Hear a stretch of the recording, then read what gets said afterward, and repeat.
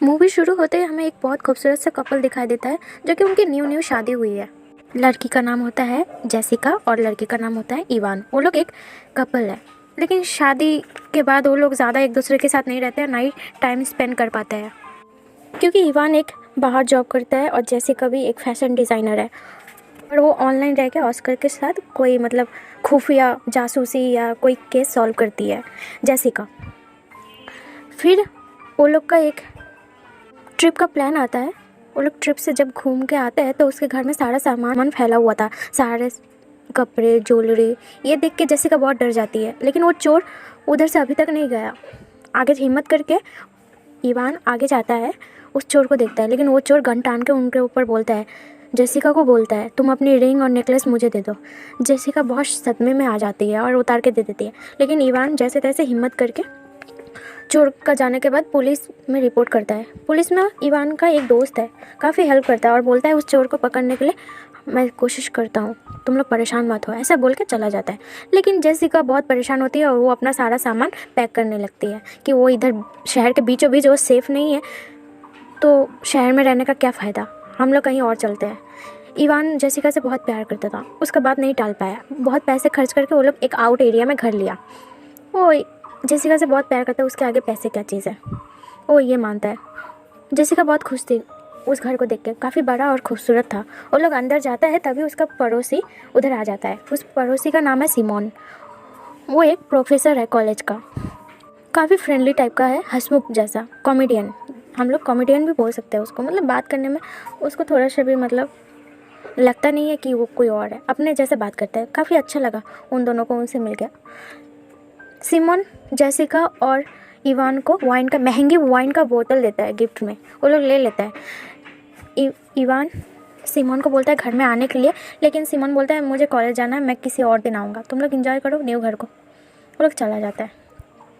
फिर इवान और जेसिका ज़्यादा फोर्स नहीं करता है, वो अपने घर में जाता है और काफ़ी खुश था, दोनों बहुत खुश था। लेकिन रात को सिमोन उनके प्राइवेट मोमेंट्स को छुप छुप के देख रहा था। ये तभी हम लोगों को पता चल जाता है कि उसका पड़ोसी सही इंसान नहीं था। अगले ही दिन जेसिका सिमोन को इनवाइट करती है डिनर के लिए।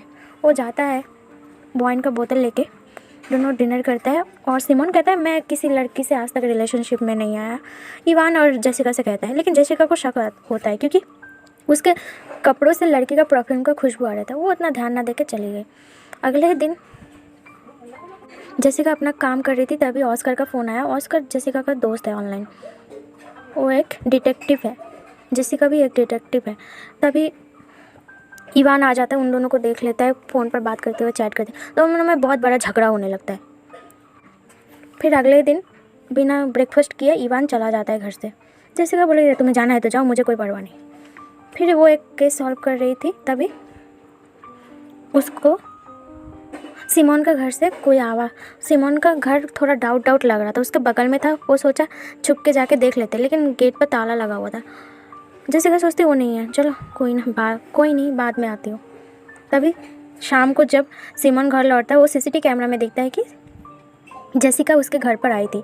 वो कॉल करके जेसिका को बुलाता है, बोलता है तुम आओ मेरे घर, कुछ अर्जेंट कुछ दिखाना है। जेसिका चली जाती है और तब सिमोन जेसिका को कहती है तुम मुझे लाइक करती हो ना। जेसिका हाँ उस बात पर हंस देती है और उसको एटीट्यूड दिखा के जाने लगती है। लेकिन तभी सिमोन जेसिका को किडनैप कर लेती है और उसको एक अंडरग्राउंड रूम में ले जाती है बंद करके। जेसिका तोड़ फोड़ मचा देती है, चिल्लाती है, लेकिन कुछ फ़ायदा नहीं होता। उधर सिमोन आके बोलता है ये साउंड प्रूफ रूम है, अब तुम्हें इधर ही रहना पड़ेगा ज़िंदगी भर मेरे साथ। तभी जेसिका बोलती है कभी नहीं, इवान मुझे ढूंढ रहा होगा, मुझे जाने दो।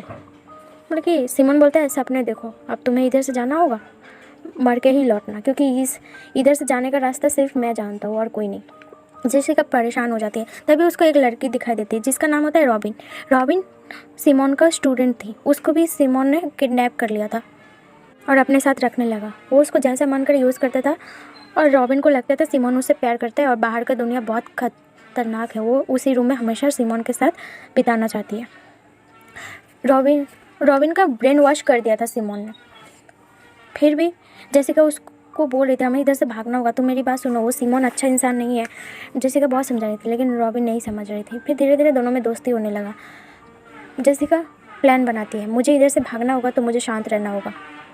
फिर कुछ दिन वो एक्टिंग करने लगी, जैसे सिमोन का हर बात मानती है, उसके पुराने ज़माने के डिस फैशन का कपड़े पहनना, उसके लिए खाना बनाना, उसकी हर बात मानना। सिमोन सोचता है जेसिका मुझे अब प्यार करने लगी, वो मेरे साथ ज़िंदगी भर रहेगी। लेकिन ऐन मौके पर वो सिमोन के ऊपर हमला कर देती है चाकू से।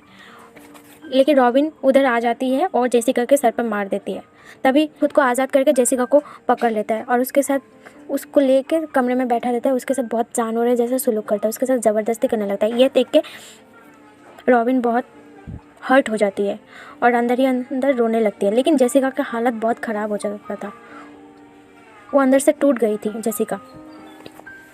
फिर अगले दिन जेसिका होश में आती है, रॉबिन से कहती तुमने मुझ पर हमला क्यों किया। रॉबिन कहती है बल्कि मैं हमला नहीं करती तो तुम जान से मार ही जाती, जैसे एक लड़की के साथ हुआ था, वो मेरे से पहले आया था, को नहीं मारा होता ना सिमोन तुमको जान से मार देता, ये कहती है रॉबिन। जेसिका शांत हो जाती है और एकदम सन्नाटा हो जाता है। अगले दिन वो सिमोन से जाके माफ़ी मांगती है, सिमोन माफ़ कर देता है, वो सिमोन के साथ अच्छे से रहने लगी।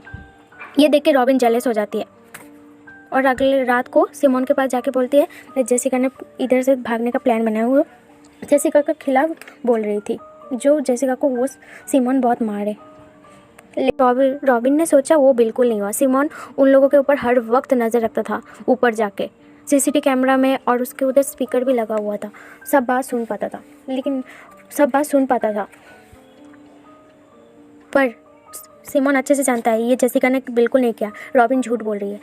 उसने भी बहुत प्यार से ये बात को सामने नहीं आने दिया, वो जेसिका को चिल्ला के बुलाया। जेसिका साफ बोलते मैंने तो नहीं बोला था। तभी सिमोन रॉबिन के पास जाता है और उसके गर्दन में हाथ फेरता है, तभी उसका गला मोड़ देता है और उसी के साथ रॉबिन की मौत हो जाती है। फिर उसके टुकड़े टुकड़े करके नाली में बहा देता है। ये देख के जेसिका बहुत डर जाती है, लेकिन वो खुद को शांत रखती है। कुछ टाइम बीत गया। इवान को लगा उस दिन झगड़े की वजह से मेरी वाइफ मुझे छोड़ के चली गई है, अब वो क्यों रहेगी मेरे साथ, अब मैं इस घर में क्यों रहूँगा, ये घर वो बेचने वाला था। ये देख के सिमोन बहुत खुश होता है इवान को इधर से जाते हुए देख के। वो बहुत टाइम बाद जेसिका को टेस्ट करने के लिए ऊपर लाता है, वो इवान को दिखाता है तुम्हारा हस्बैंड जा रहा है इधर से। लेकिन जेसिका कोई रिएक्ट नहीं करती है, उसके गले में जाके उसका शर्ट का कॉलर में किस कर देती है, लिपस्टिक का निशान बैठा देती है और उससे कहती है तो फिर उसको गिफ्ट देना चाहिए ना। सिमोन सोचता है जेसिका आप मुझसे ही प्यार करते हो, वो मुझे छोड़ के नहीं जाना चाहती है। उसको गले लगा लेती है और एक वाइन का बोतल लेके इवान के साथ ड्रिंक करने जाता है। लेकिन इवान उसके गले में लिपस्टिक का निशान देख लेता है और उसको शक होने लगता है, क्योंकि ये हरकत सिर्फ जेसिका करती है। उसका इवान के साथ हर बार उसको प्यार करने के बाद वो अपना निशान शर्ट के कॉलर के उधर छोड़ देती है। वो इधर सिमोन के कपड़े में है। ये देख के इवान बहुत परेशान हो जाता है। जेसिका का दोस्त ऑस्कर से बात करता है। इवान बोलता है मुझे शक है हमारा पड़ोसी सिमोन के घर में जेसिका है, उसको कुछ हो ना जाए, प्लीज़ तुम सिमोन के बारे में पता लगाओ। ऑस्कर कहता है बोले अच्छा ठीक है, जेसिका कहाँ है वो तो नहीं पता, लेकिन मैं सिमोन के बारे में ज़रूर पता लगा के बोलूँगा। वो पुलिस को भी बोल देता है इवान, अपना दोस्त पुलिस को। पुलिस वाला उसके घर जाता है और सिमोन से पूछताछ करता है। सिमोन बहुत डर जाता है और उसको उधर ही मार के रास्ते में छोड़ देता है, सबको लगे एक्सीडेंट हुआ है। तभी पुलिस वाले का मौत का खबर सुन के इवान बहुत डर जाता है और तभी वो अपने पड़ोसी के घर सिमोन के घर जाता है और जेसिका को बुलाने लगता है। लेकिन जेसिका बहुत चालाक थी, वो सारा खेल अपने प्लानिंग के हिसाब से बनाई। वो पैनकेक बनाई थी उस दिन, क्योंकि इवान को पक्का भरोसा हो जाए कि उसी घर में है। वो खुशबू, पैनकेक का खुशबू से इवान समझ गया कि जेसिका इसके घर में है। इवान को घर में चिल्लाते देख अंडरग्राउंड से जल्दी में सिमोन बाहर निकला, लेकिन लॉक लगाना वो भूल गया था। पीछे से जेसिका भी उसके पीछे आई और एक भारी ऑक्सीजन सिलेंडर से उसके सर पर मारी।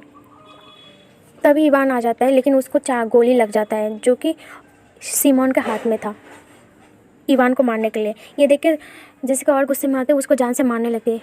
तभी इवान आता है, बोलता है तुम कानून अपने हाथ में मत लो, इसको इसके हर करतूत का सज़ा मिलेगी, तुम शांत हो जा।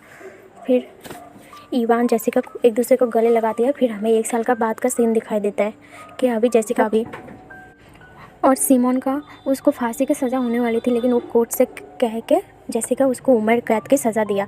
फिर कुछ टाइम बाद वो सिमोन से जाके मिलते हैं। सिमोन को फांसी का सज़ा इसीलिए कम की क्योंकि जेसिका उससे अभी भी प्यार करती है, लेकिन जेसिका उसके गलतफहमी को दूर कर देती है। तुम जैसे जैसे सबके साथ किया अब तुम भुगतो कि ये जेल की सज़ा कैसा मन करता है 4 दीवारी में रहने का। तुमने बहुत लड़कियों का ज़िंदगी बर्बाद किया है, अब तुम खुद भुगतो। जाते जाते वो अपना लाइफ का लिखा हुआ कहानी बुक उसको दे जाती है, लेकिन फ्रंट पेज पर जेसिका की फ़ोटो लगी थी। वो देख के सिमोन उसको किस करने लगता है उस बुक को। वो सिमोन शायद एक पागल था, उसका मेंटली हालत ठीक नहीं था। तभी मूवी एंड हो जाती है। तो कैसा लगा मूवी ज़रूर बताओ। तब तक ले टाटा। अगर आपको ये मूवी देखना है तो हमारे टेलीग्राम चैनल पर ज्वाइन हो सकते हो।